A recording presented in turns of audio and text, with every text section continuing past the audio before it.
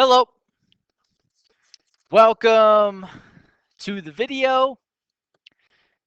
In this lesson, we're going to be looking at section 9.7, where we're going to look at law of sines and law of cosines. Mainly, uh, when you're looking at the formulas for law of sines or law of cosines, one of the things you have to do is be able to decipher what information is given to you for a specific triangle and using the correct law in order to solve for it. And I'll kind of show you what that looks like through the formulas. All right, so for starters, in this assignment, what they wanted you to do was to take your calculator and find the trig ratios for specific angle measurements. So here they want you to round it to 4 decimal places. So if you take your calculator and you just type in the tangent of 150, you will get something like a negative 0.577, and looks like it'll be 4 because you rounded because of the 4 decimal places. So that is my evaluated trig ratio for the tangent of 150 degrees. If you looked at the sine, you punched it in, you would get a value of 0.866, and it would be 0. Okay, so it's just a matter of you just plugging it in the calculator. Make sure your mode is in degrees and not radians when you're doing this, and you should have no trouble with that portion of it. Next concept that they want you to look at is to be able to determine an area of a triangle when it is not a right triangle. So here, um, you will be given an angle measurement, and you will be given 2 side measurements. All right, those 2 side measurements will not be opposite of the given angle. So if you are given this angle right here for A, that means that you'll be given side measurements of that's not the opposite. So it would be B and C. So then you would use this formula. If you were given angle measurements for B, then you would give it for the ones that are not the opposite of B. So it would be A and C, and so on and so forth. So it's just being able to determine what angle measurement you were given and using the proper side measurements to solve it with those respective formulas. So here they want you to find the area of this triangle. They give you A, so that means that they should give you B and C for side measurements, which they do. So in this particular one, to find the area, it's going to be 1/2 times it by B, C, and then it's going to be the sine of angle A. So we just plug those in. So now this is just going to be 1/2 times it by 17 times it by 19 times it by the sine of 135 degrees. When you do all the calculations of the products, you should get something close to 114, and it's what, nearest 10, so it's 0.2 square units because it's area. All right, now getting into the first law between laws of sines and cosine, looking at the law of sines. So this is the formula for the law of sines. Now it does not matter which you place as your numerator or denominator. So they give you 2 choices. I usually do this one. I put my sines in the numerator. It doesn't matter if you do or don't. It's just That's how I preference it. So what I usually say when you if they if you are going to use the law of sines on a triangle, again, that is not a right triangle. If you are given two angle measurements and you are given one side measurement, I would I would say use the law of sines.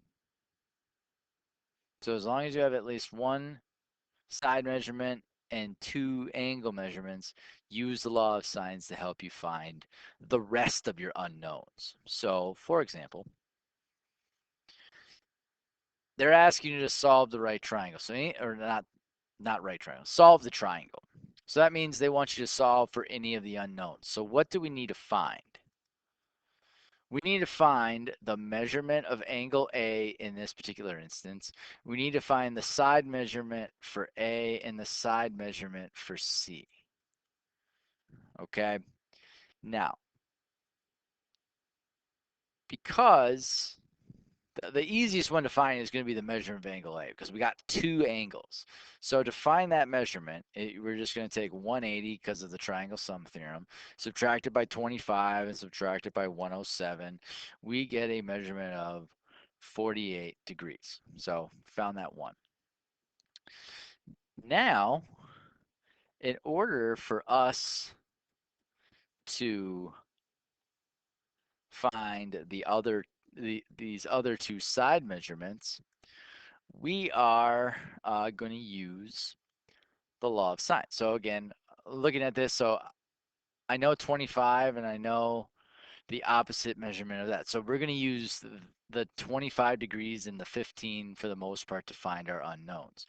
So for the first thing, I'm going to say sine of 25 over 15, and it's going to be proportional to.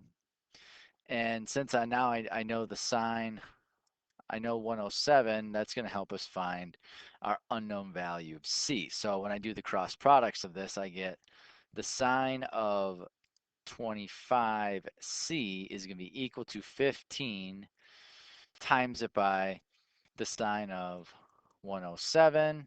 And then to find C, C is simply going to be 15 times it by the sine of 107, all divided by the sine of 25.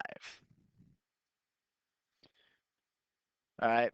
So in this problem, you just do all of the calculations in there, and that means that C now is going to equal, well, let's see here. So we take the sine of 107 times it by 15 divided by the sine of 25. I get, for C is 33.94. Okay. All right. So, or actually, it would just be 9 because it's nearest 10. Sorry.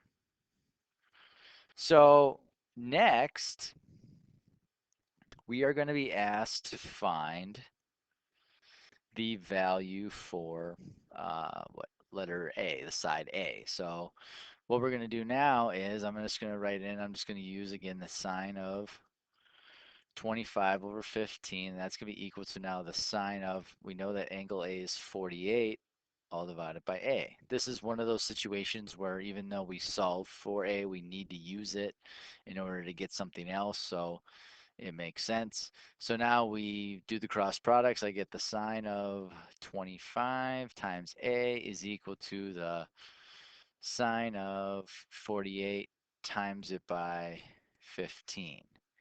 All right, and that means that A is going to be equal to the sine of 48 times it by 15, all divided by the sine of 25.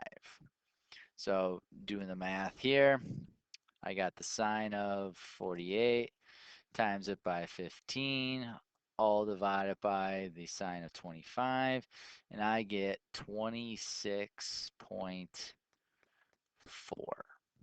So those are my unknowns in this particular problem.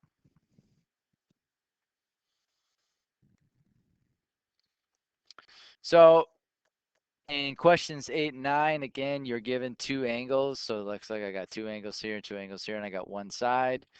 Two angles here, two angles here, and I got one side. This is where you use the law of sines. If you would like to see these done, please let me know. I'm more than happy to do so um, if you request. Next is the law of cosines. Now, the law of cosines are the formulas that are given below with respect to um, A, B, and C. And one of the things that allows us to solve for a triangle using the law of cosines, it's you basically, as long as you are given at least two sides, two side measurements, we should be able to solve for a triangle using the law of cosines. You're going to need three pieces of information for all of these. So like in the law of sines, you needed two angles and one side. So that's three pieces of information. So for using law of cosines, you can either be given two sides and one angle, or you can just be given three sides and zero angles. All right. And that would allow you to use the law of cosines. So going forward, let's look at number 12. So number 12, they give us two sides and an angle. So again, we are going to be asked to find unknowns. So what do we need to find for number 12? Well, we need to figure out angle B, and we need to figure out angle C, and we're missing this side here, so we're missing side A. So we need to find two angles and one side.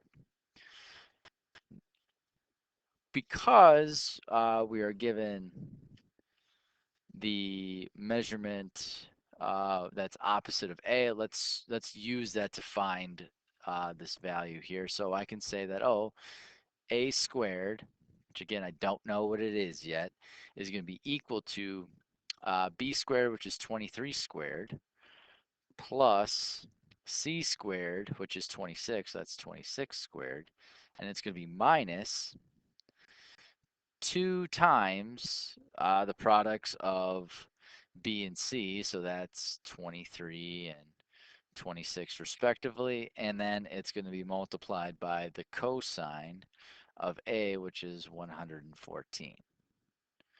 All right, so let's go about and solve this.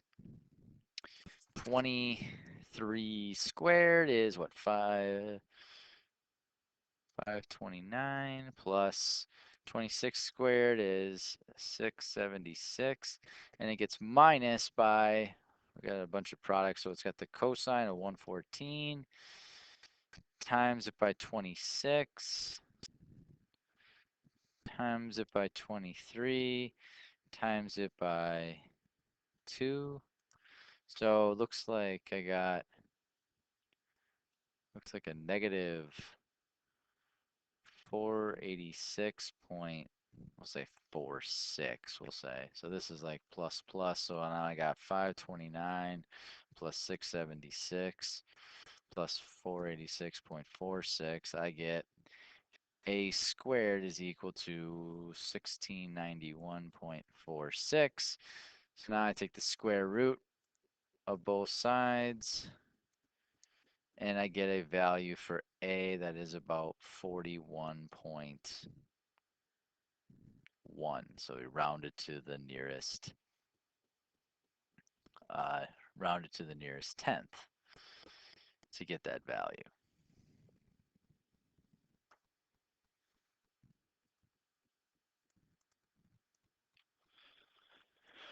Okay, so now we need to find the measurements. Oh, sorry. We need to find the measurements for angles B and C. So what we're going to do is, now that I know that this is 41.1, let's look at B. Let's find uh, the measurement to angle B. So what we're going to do is we're going to use essentially that second equation here because it deals with using the cosine of the measurement of angle B, which we don't know, but eventually we can get to it. So in this scenario, we're going to use B squared. So we know that B squared is 23 squared. So we got 23 squared, which is the 529. And that's going to be equal to A squared, which was 41.1 squared. So that's 1691 point, what was it, 46 plus the 26 squared, which was the 676 minus 2 times A, which was 41.1, times it by C, which was 26, and it's going to be multiplied by the cosine of B, which I don't know what that is yet. All right, so I got 529. That stays the same. That's going to be equal to, so 1691.46 plus 676 is 2367.46, and then it's going to be minus, so I got 2 times 41.1 times it by 26 is 22,137.2, and it's cosine B. So basically the cosine B at this moment, you're just treating it like a variable. So what I'm going to do is I'm going to subtract 2,367.46 to both sides. So now I got 529 minus 2367.46, and that gives me negative 1838.46, and that's going to be equal to negative 2137.2 cosine of B. So now I'm going to take that negative 1838.46, divide that by negative 2137.2. I get a positive 0.860, we'll say, is equal to the cosine of B. Now, to find that angle measurement, what I'm going to do now is I'm going to take the inverse cosine of 0.86, and then that's going to get me my angle. So the inverse cosine of 0.86 is about 30.7. So B is 30.7 degrees. Now the last thing is you can just use the triangle sum theorem. So 180 minus 114 minus 30.7 gets you 35.3 degrees. And there's your unknowns. Okay. So that's how you would find it if you're given one angle and two sides. Here are two situations where you're given three sides, and you would solve it very similarly like you did that second example. You would go here and then end up using the inverse cosine of some decimal value. I will, let's just we'll look at number 13. Let's just show you how to find angle A. All right, so to find angle A, for instance, even though you're asked to find B and C, this one here is, all right, so if I'm going to find angle A, I'm going to use, this is my small a for the side measurement, so that's going to be A squared, so that's 16, and that is going to be equal to B squared, which is 36, plus C squared, which is 25, and then it's going to be minus 2 times the product of B and C. So it's 6 times 5, and it's going to be the cosine of A. So now 36 plus 25 is 61. So I got 16 is equal to 61 minus 2 times 6 times 5 is 60. So now I got 60 times by the cosine of A. And again, cosine of A, you're treating it like a variable. So 16 minus 61 gets you negative 45 is equal to negative 60 cosine of A. Dividing everything by the negative 60, I get a 0.75 is equal to the cosine of A. So to find that angle measurement of A, I'm going to take the inverse cosine of 0.75. Inverse cosine of 0.75 gets you a measurement of about 41.4 degrees. Okay, we'll just do one more and then to finish up. So let's look at C. So to look at C, for instance, you're gonna go to the opposite value here, which is this is where C is. So now I got 25. Let's get some more room. So we'll go 25 is equal to what? A squared, which was 4, so that's 16 plus 6, which was 36, is equal to, not equal, minus 2 times 4 and times it by 6, and then it's the cosine of C.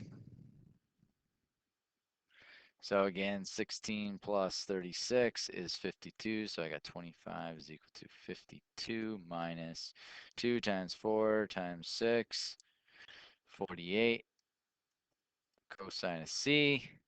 25 minus 52 is negative 27, equal to negative 48 cosine of C. Dividing everything by negative 48, I get 0.5625 is equal to the cosine of C. So to find that measurement, take the inverse cosine of 0.5625. Inverse cosine of 0.5625 is 55, looks like 55.8. So we got 55.8 degrees. And then to finish the last one, you just take 180 minus 41.4 and then subtract it by 55.8 and you would get 82.8 degrees.